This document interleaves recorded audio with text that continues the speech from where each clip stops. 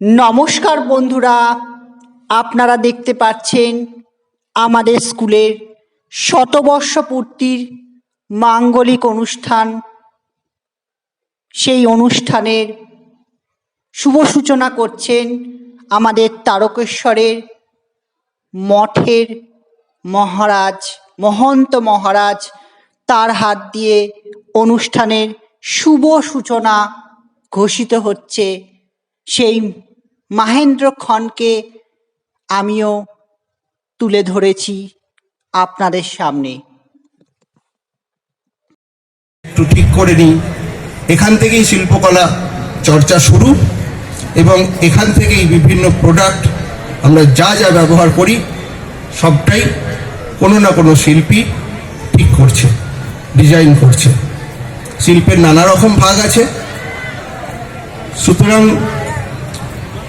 যেটা আমরা দেখি ক্লাস 7 বিশেষ করে 8, 9 অভিভাবক এবং ছাত্রছাত্রী নিজেরাই বলেন, স্কুলে এসে আমার প্রায় 33 বছর শিক্ষক জীবনে অনেক অভিজ্ঞতা লাভ করেছি এবং আমি নিজেকেও খানিকটা পরিপূর্ণতায় এনেছি। অনেক মাস্টারমশাইয়ের এমন সংস্পর্শে এসেছি যেটার জন্যে নিজেকে ভাগ্যবান মনে করি। তাদের মধ্যে আমি উল্লেখ করতে চাই, অনেকেরই নাম উল্লেখ করা যায়, তাদের মধ্যে উল্লেখ করতে চাই 2 জনের নাম বা 3 জনের নাম।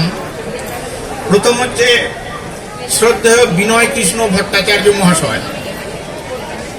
ওনার অগাধ পাণ্ডিত্যকে আমি বিস্ময়ের চোখে দেখতাম। একবার স্যারকে আমি জিজ্ঞাসা করেছিলাম, স্যার। তো এখন আমি চলে এলাম বিদ্যালয় মাঠে শতবর্ষ উপলক্ষে কিছু যে বিজ্ঞান প্রদর্শনী রয়েছে সেই প্রদর্শনী ইনস্টলেশন দেখাতে। কি অপূর্ব সুন্দর, আপনারা দেখতেই পাচ্ছেন। খুব সুন্দর সুন্দর মডেল ওনারা বানিয়েছেন। স্কুলের বর্তমান ছাত্রছাত্রীরা খুব সুন্দরভাবে বানিয়েছেন এবং আপনারা দেখুন, তো সত্যিই খুব ভালো লাগছে এই প্রদর্শনী দেখে।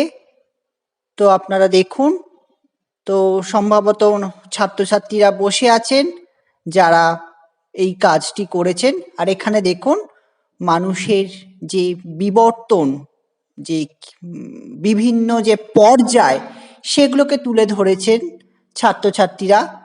তো এইবার যেখানে আমি এলাম, আমাদের সেই স্কুল বেলা, সেই স্কুল বাড়িকে। শ্রেণীতে পড়ো? আমরা ক্লাস 10 এ নতুন উঠলাম। আচ্ছা, এই মডেলটা তোমরা বানিয়েছো তাই তো? বাহ, খুব সুন্দর হয়েছে।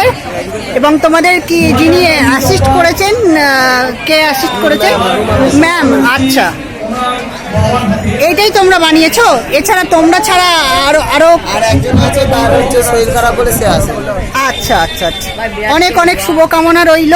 Thank you sir.